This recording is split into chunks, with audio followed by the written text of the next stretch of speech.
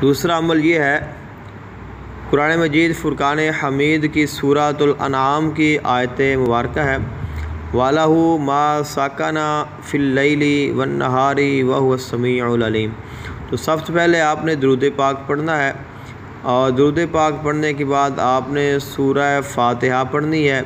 اور سورہ فاتحہ پڑھنے کے بعد آپ نے 7 مرتبہ یہ آیت پڑھنی ہے، اور اس کے بعد آپ نے اپنے دائیں ہاتھ پر دم کرنا ہے، اور دائیں ہاتھ پہ دم کر کے جس جگہ پہ درد ہے آپ نے وہاں پہ، یعنی کہ اس داڑھ کے اوپر آپ اس نے لگانا ہے، اس جگہ پہ آپ نے اپنی انگلی کو یا ہاتھ کو پھیر دینا ہے۔